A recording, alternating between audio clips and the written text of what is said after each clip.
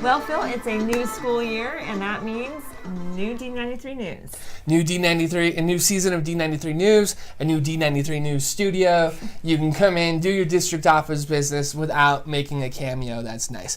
And Sam, it's good to be back. And while this is the first week for students, the teachers have been going at it for a few weeks now. That's right. We have special D93 News correspondent Magdala Lusant has more on what it took to get ready for this week.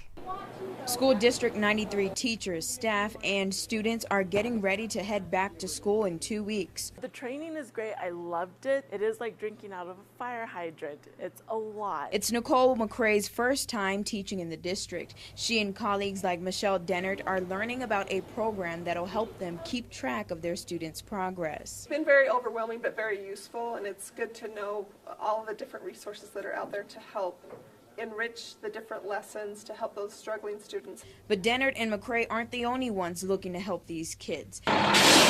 Bus drivers are too, with 7 new drivers on board. The safety of the kids is number one, always. We emphasize that on a daily basis here at District 93. Transporting about 4,700 kids every day, Graham says their most dangerous areas are the loading and unloading zones, which is why we need the motorists to be cautious and look out for our kids that are coming in the buses.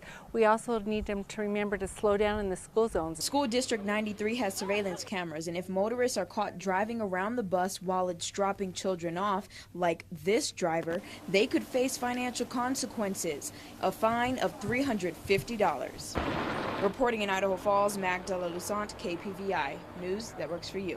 Thanks, Magdala. You can catch her on KPVI News 6. Now, speaking of getting ready for the new school year, we saw many of you at Back to School Night. Now, that's right. We did. The D93 News team made it to all of the schools. Mission impossible turned into mission accomplished. Sam, it was so humbling to see all of the support from the parents.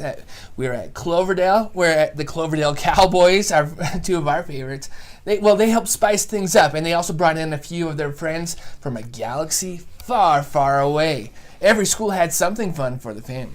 That's right, and our PTOs do a great job in helping with these events, and Principal Patterson says they are very important. You know, there's so many things that the PTO helps us with, just activities, not just financially, but the activities that the kids get a benefit from. The muffins with mom, the donuts with dad, the Dr. Seuss in March, all those activities, and the PTO does all those, they put them together.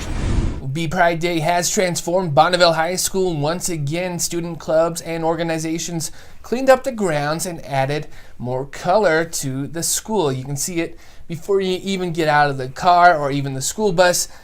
Even you take one step onto the property, you'll see it. My plan was my dad helped me make some stencils out of just like old scrap wood. We made stencils, but first, before we did that, we had to come and measure out everything that we wanted to do. So we had to calculate the angles for all the stencils.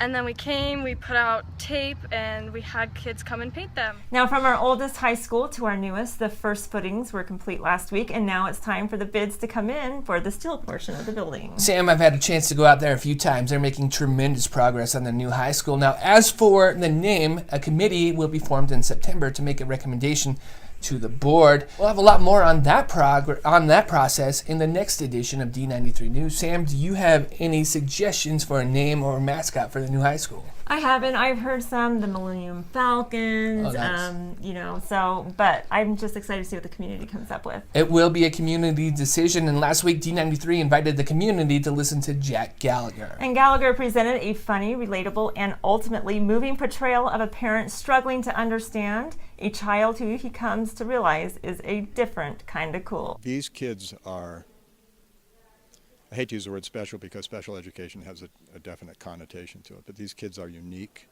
and they're one of a kind, and the topic of my presentation is a different kind of cool, and that's what they are. They're cool in a completely different way that we a lot of times don't understand because we're stuck in thinking a certain way. So now, sticking with that theme, you'll want to mark your calendars for a special event happening in a few weeks. On September 24th, a benefit concert for the special needs programs in in School District 91 and in School District 93 is being held at the Civic Auditorium. The band is the Carolina Reapers. The Reapers continue to record new music and travel, sharing their passion for live music with as many people as possible. The band has a soft spot in their heart for children, especially with special needs.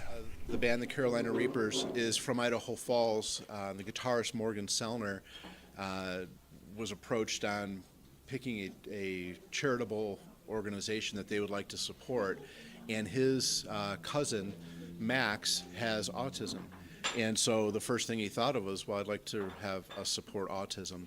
And so one of the charitable events they're doing this year is a concert for autism awareness, and to be able to build funding for both school districts 91 and 93. Now tickets are $10, and 100% of the ticket sale profit goes directly to those programs.